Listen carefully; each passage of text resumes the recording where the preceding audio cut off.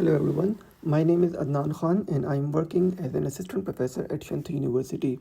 In today's video, we will talk about how to apply for the NSFC research funding on the website. Usually the website is in Chinese or sometimes it's a little bit confusing. So many friends have asked me several questions. So I thought let's record a video and try to answer questions. So this is the first step. You have to log in into the website. This is the NSFC website.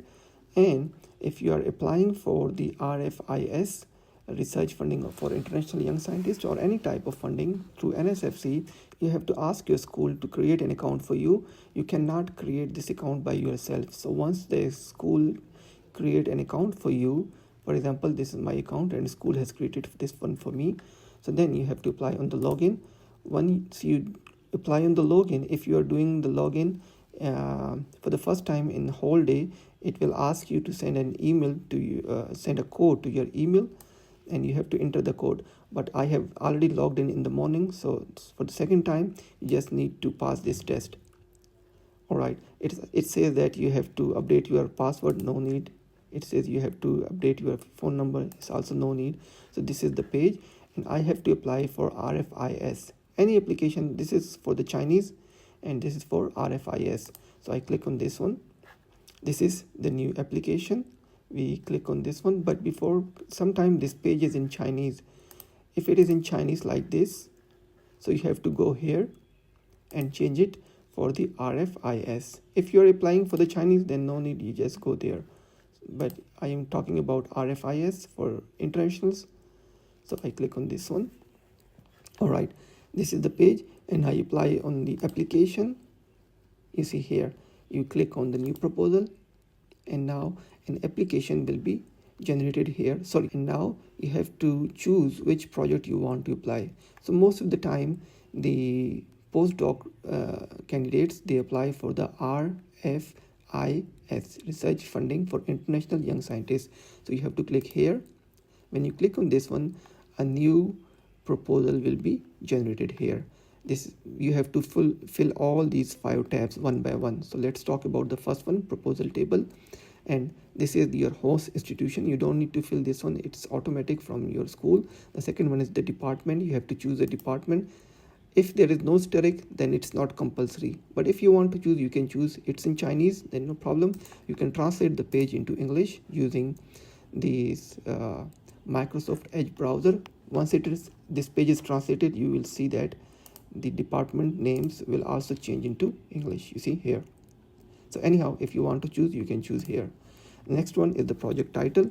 So you can copy and paste the project title here in English, and then you have to choose the project title in Chinese also. Even if you are applying in English, you have to choose both.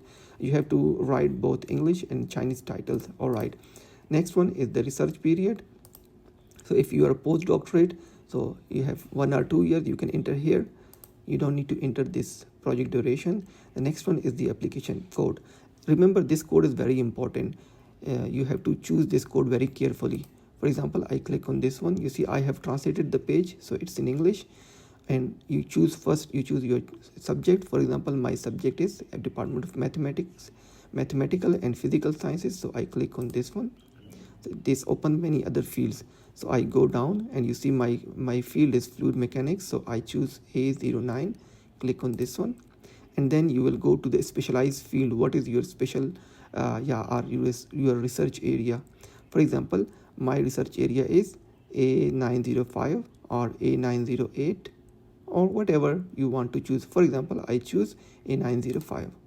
So you see, application. This is very important. If you choose this one correctly, then your proposal will go to the specialized person in this field. But if you choose the wrong code, your proposal will go to a different field and the people will not understand what you want to say, and there are chances that they can reject your proposal.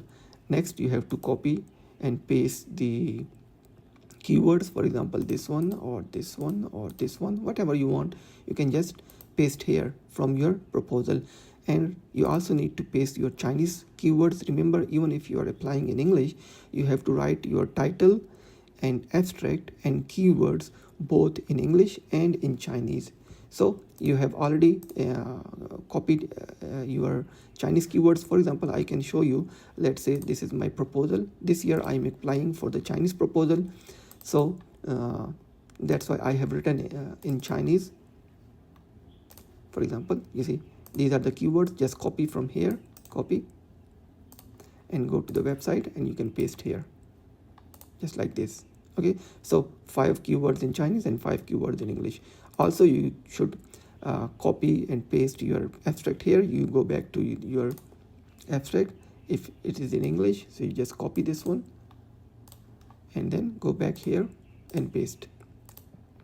So similarly, in both in Chinese and English, this application I'm just showing you. I don't want to apply here because I already submitted my proposal, so I don't want to generate another proposal. So just want to show you.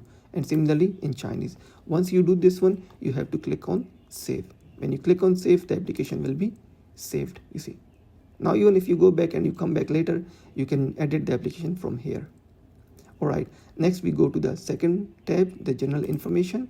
You go here, what is your current employer? You just need to write the name of your institute or your school, and academic title if you're a postdoc or an assistant professor or professor, whatever.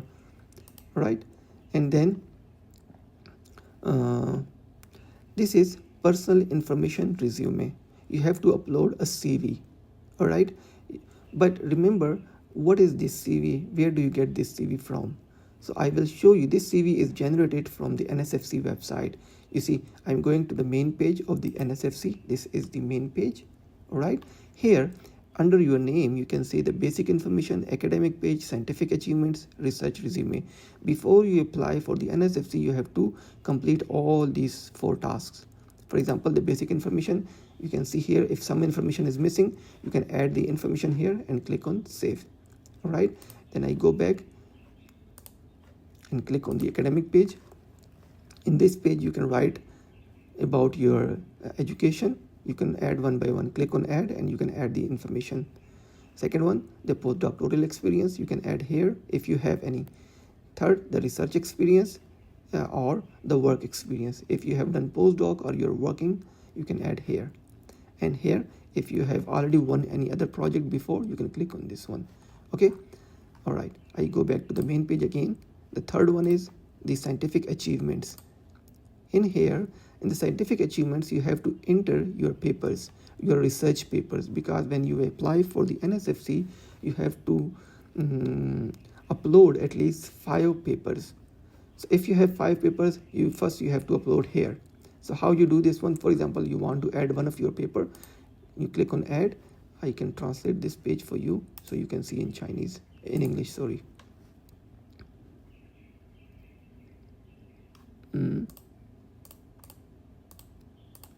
All right, you see here, research results search.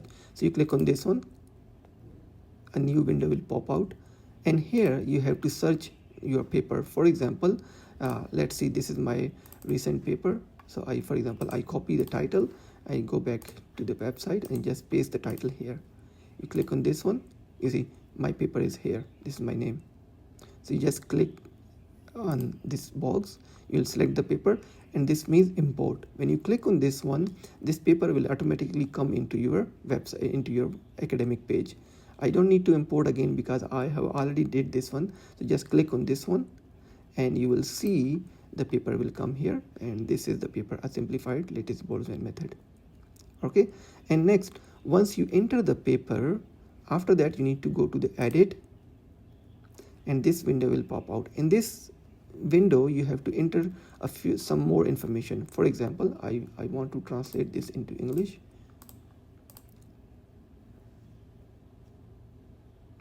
All right, I don't know why it's not working. Yeah, here it has translated. So category, it is a journal paper. You type, it's most of the information is automatically, it will take from the paper, but some information you have to enter. For example, it's in Chinese or in English. It's in English, so I have chosen English. Maybe you cannot see clearly because of the translation.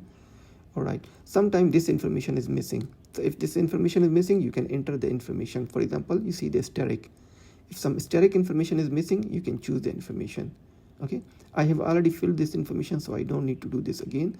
But if some information is missing, you can choose the information. Sometimes you have to enter the start and end page number.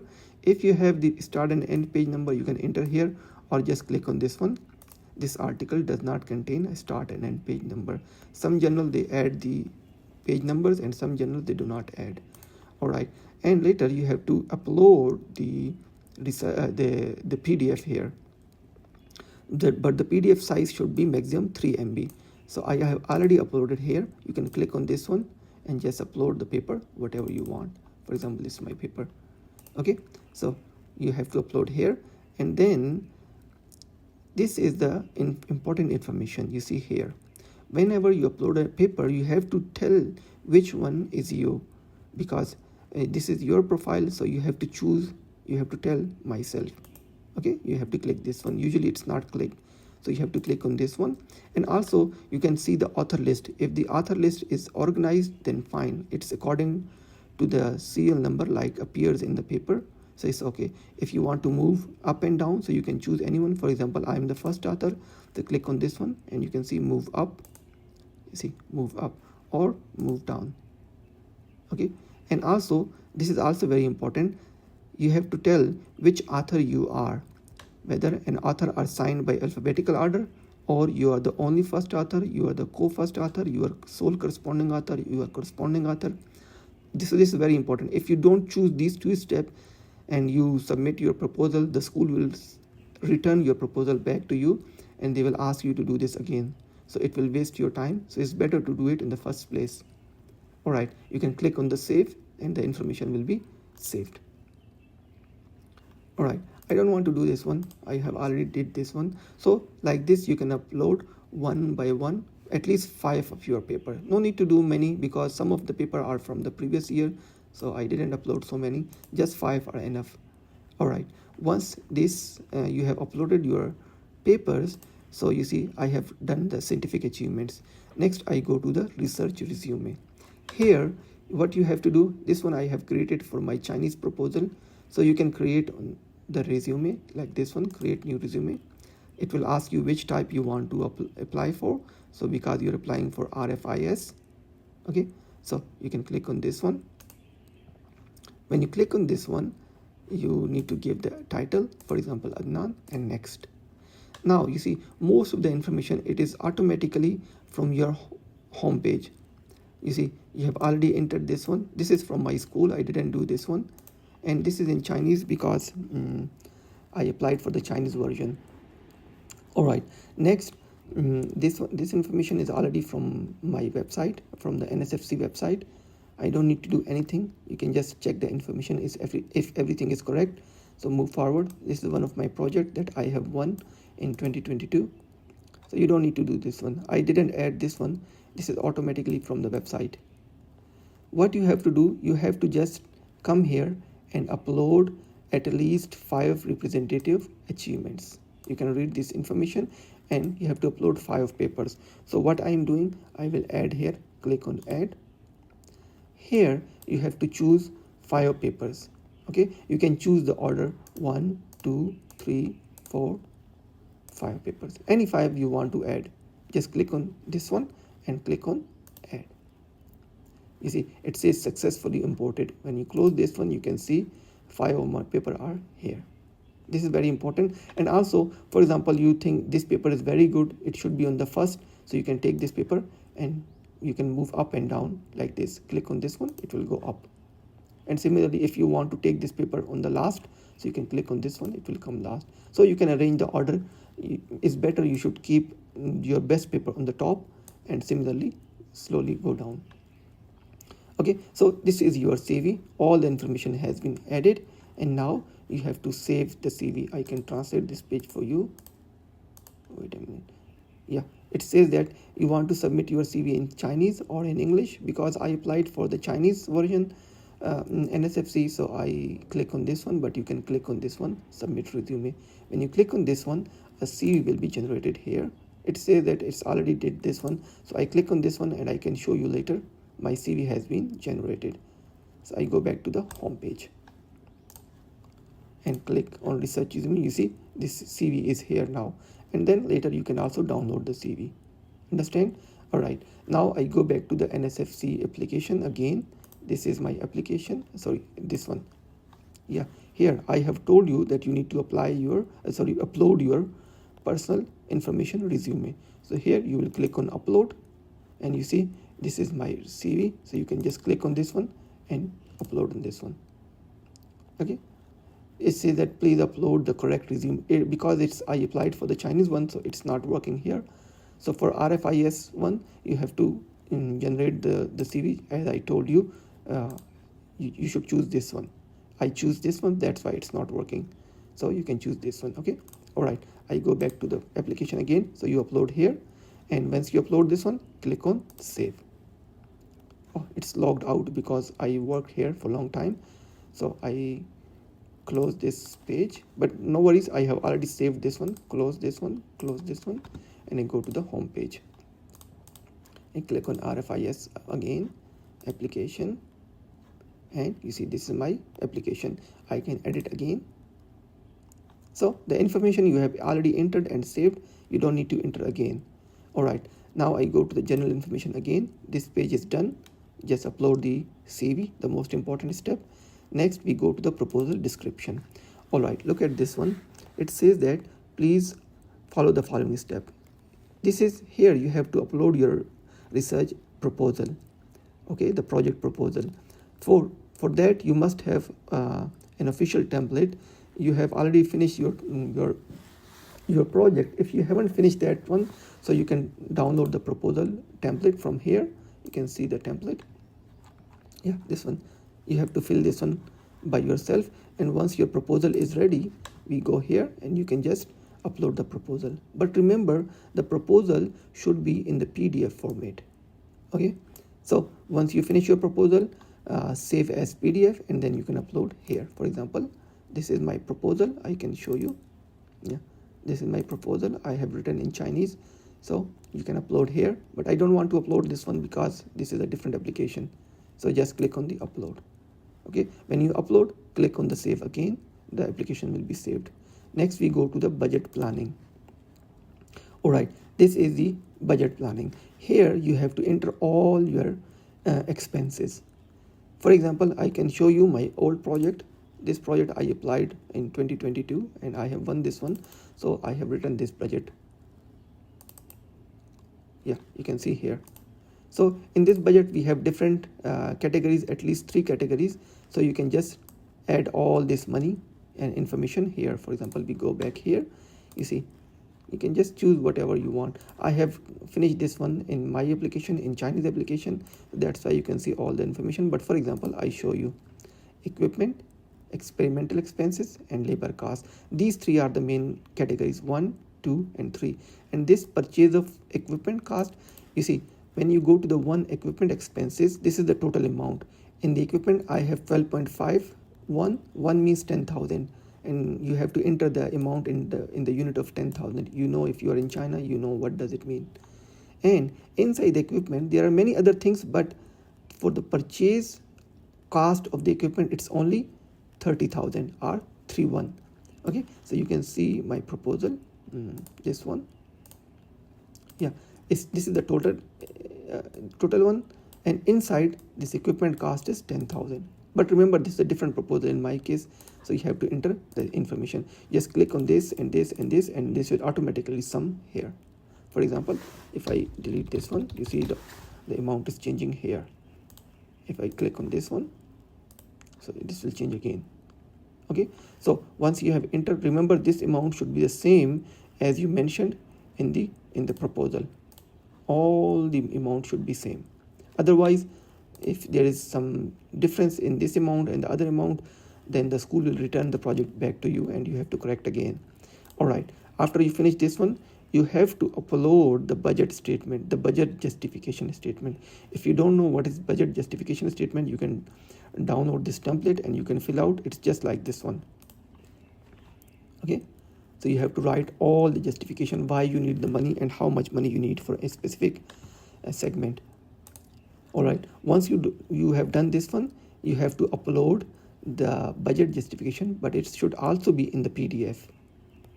Okay, so no problem, we can upload and you can see the budget justification for 2025. So you can just click on this one and upload. Understand?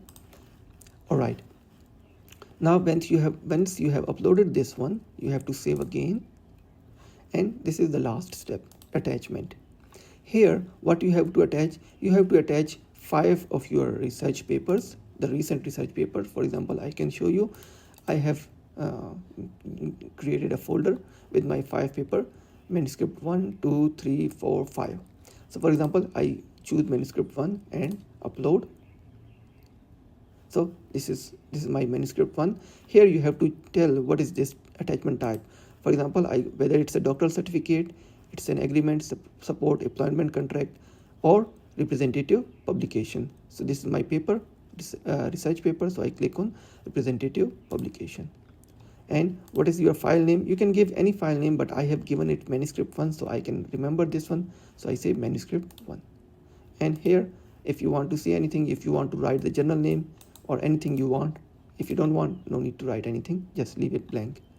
Okay, similarly you can upload another paper, paper number 2, and this is my other paper and manuscript 2.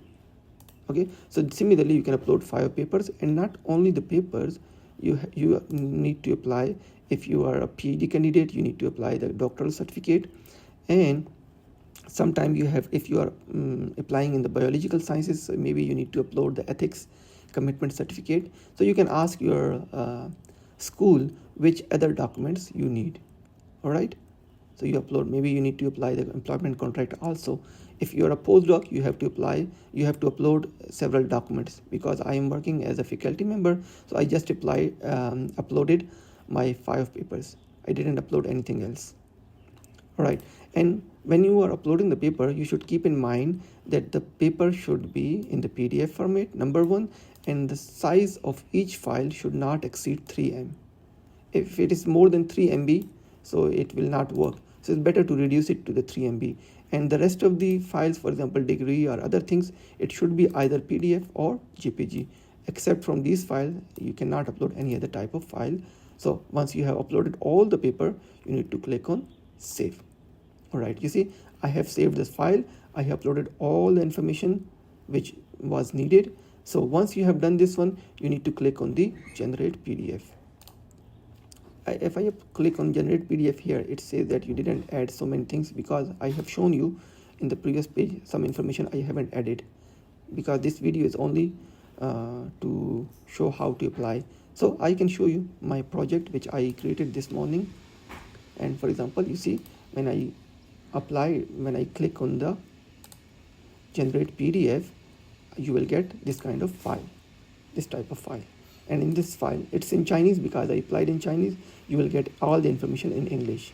So you can go there. In fact, I can show you my old project which I applied. Yeah, this one I applied for RFIS. So you can see here, you will get this kind of PDF, and in this you will find all the information. You can see my CV and my papers and attachment and agreement and whatever you need. I remember when I was applying, I applied just these 5 papers and agreement with STU. So you can upload these files if necessary. Okay, so once you have generated the PDF, you can save the PDF in your folder, and you can check the PDF. If everything is correct, there is no problem, then you can apply on the submit. Once you submit, you cannot change anything else. Okay, so be careful when you are submitting. And if you want to you are busy now and you want to come back again, so no problem, you can just click on the save and just close it. You can come back again later and continue the filling. And we can follow the same process if you are applying in Chinese NSFC or any other project. The process is almost same. So that is it in today's video. If you have any question, you can ask me in the comments and I will try to answer those questions. Take care. Bye bye.